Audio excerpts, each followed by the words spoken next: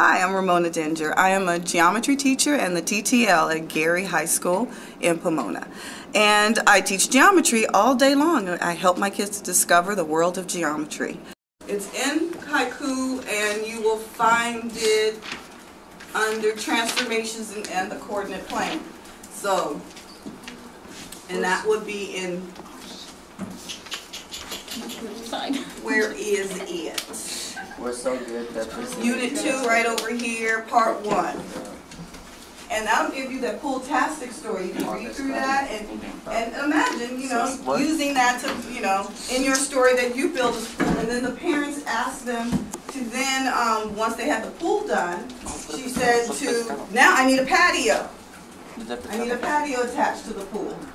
I do that by putting technology in their hands. I put lots of tools in their hands. Technology so they can be creative, they can collaborate, they communicate with the technology, they communicate with me, with their other classmates, and they're always being innovative. And I love to see their creativity come out when they use the technology.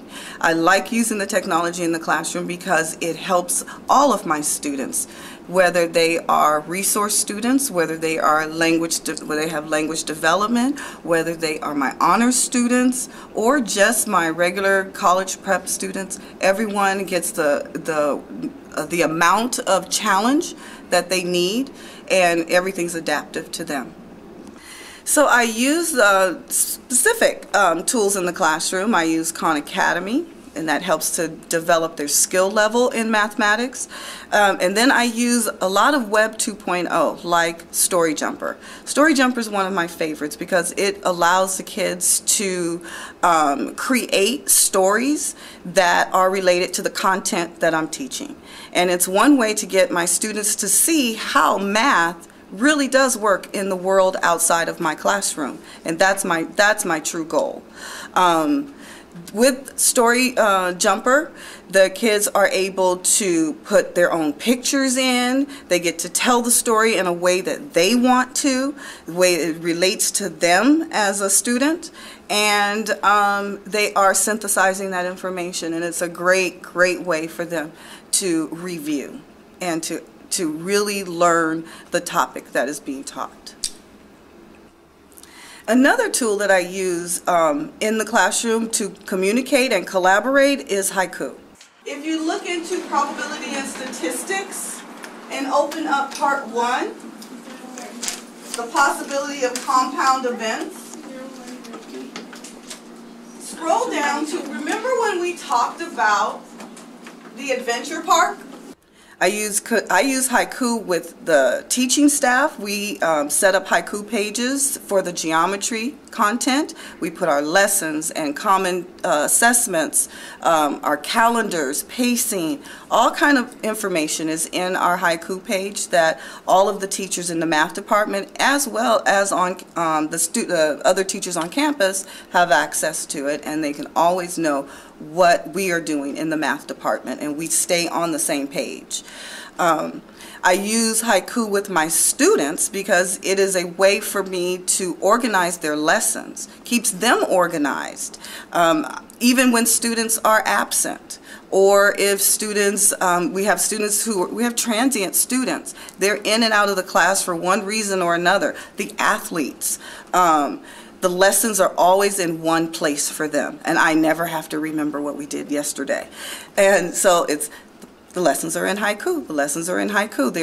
There are PDFs. I put videos in Haiku for them. There are worksheets that are there for them. I love Haiku because my major thing that I love about Haiku is that how it helps me to save paper. It helps to save the environment. I've probably saved 2 cases of paper this year alone just by putting lessons on Haiku. The other thing is my students get to turn in their work on Haiku, which is a great relief because I don't have a lot of paper pile up on my desk. So it's a really great way, and it helps them to understand that the ones that go to college, that's what they'll have to do when they are submitting work. They're not turning in papers, they are submitting work. And by midnight, That's the key. So that's how Haiku has worked in my classroom, and it also works with working with the other teachers on campus. Results. I have gotten some really great results by using technology in the classroom. For instance, this year alone, our Casey scores increased by 6% from last year. And my classes, on average, my students were passing the Casey at 380 and above on average. So it's a very, very good thing. And that was because it always worked. They were always able to work at their level.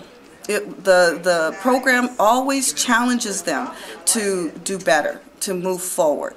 And the kids, they liked that challenge. They thought of it as a game, and they loved building points. And it all showed up on those Casey tests, and that was a great thing. My language development, my English language development students, they passed the Casey, the whole school, 63%.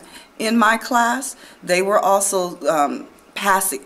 I had maybe, of all the 10th graders in my class, I would say maybe only 1–2% did not pass the Casey.